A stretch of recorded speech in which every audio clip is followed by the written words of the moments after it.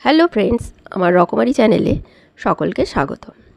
আজ আমি নিয়ে এসেছি সকলের প্রিয় বিরিয়ানি রেসিপি নিয়ে। চলো শুরু করা যাক। প্রথমে চালটাকে ভালো করে ধুয়ে জল ঝরিয়ে ভিজিয়ে রাখবো প্রায় আধ ঘন্টা মতন। তারপর চিকেনটা ভালো করে ধুয়ে একটা গোটা পাতিলেবু মাখিয়ে রাখতে হবে। অন্যদিকে 4 চামচ মতো টক দই জল ঝরতে দেব। তারপর আদা রসুনের একটা মিহি পেস্ট বানিয়ে নেব। তারপর চিকেন থেকে বেরোনো জলটা ফেলে দিয়ে তাতে টক দই, হলুদ, লাল লঙ্কার গুঁড়ো, বিরিয়ানি মশলা, নুন, কাশ্মীরি লঙ্কা দিয়ে ভালো করে মাখিয়ে রাখতে হবে। এরপর কড়ায় পরিমাণ মতন তেল দিয়ে 4টে বড় সাইজের পেঁয়াজ ভেজে বেরেস্তা করে নেব। অন্যদিকে দুধে কেশর ভিজিয়ে রাখতে হবে।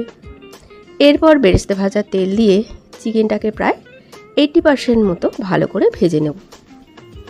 তারপর অন্যদিকে মিক্সার মেশিনে ভেজে রাখা বেরেস্তা অল্প পরিমাণ দিয়ে তাতে একটা বড় সাইজের টমেটো, 4টে কাঁচা লঙ্কা দিয়ে একটা মিহি পেস্ট বানিয়ে নেব।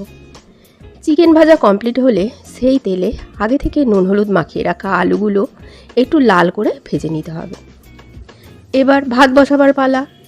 জল ফুটলেই তাতে দিয়ে দেব 2টো তেজপাতা, 2টো স্টার, গোটা গরম মশলা, সামান্য পরিমাণ নুন এবং পরিমাণ মতো সাদা তেল। এরপর চালটা দিয়ে দিতে হবে। অন্যদিকে একটা পরিষ্কার কড়ায় নিয়ে নিতে হবে পরিমাণ মতো বেরেস্তা ভাজার তেল এবং তাতে একে একে ফোড়ন দেব তেজপাতা, শুকনো লঙ্কা, গোটা গরম মশলা। এরপর সামান্য বেরেস্তা, আদা রসুন পেস্টের জল, নুন, কাশ্মীরি লঙ্কা, বিরিয়ানি মশলা, মিট মশলা দিয়ে ভালো করে কষিয়ে নেব। এরপর একে একে ভাজা আলু দিয়ে ফুটতে দিতে হবে। অন্যদিকে ভাত 70% মতো হয়ে এলে তাকে জল ঝরিয়ে নেব।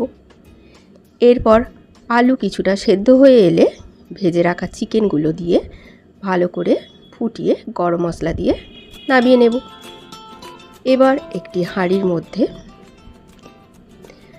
ঘি মাখিয়ে তাতে বেরেস্তা ভাজার তেল, চিকেন কষার গ্রেভি, এক এক করে আলু, স্তর বাই স্তর ভাত দিয়ে তাকে রেডি করতে হবে। আবার কিছুটা ভাত, তাতে গোলাপ জল, কেওড়া জল, নুন, বিরিয়ানি মশলা, কেশর, ভেজানো দুধ, বেরেস্তা দিয়ে পরপর স্তর বাই স্তর করে নিতে হবে। এরপর আটা মেখে তাতে হাঁড়ির চারধারে এমনভাবে লাগাবো যাতে কোনো হাওয়া না সেখান থেকে পাস করতে পারে এবং এরপর ঢাকনা দিয়ে দেবো। গ্যাসে বসিয়ে প্রায় হাই ফ্লেমে 10 মিনিট এবং লো ফ্লেমে 15 মিনিট করে নিতে হবে। ব্যাস রেডি আমাদের বিরিয়ানি। এবার শুধু খাওয়ার পালা।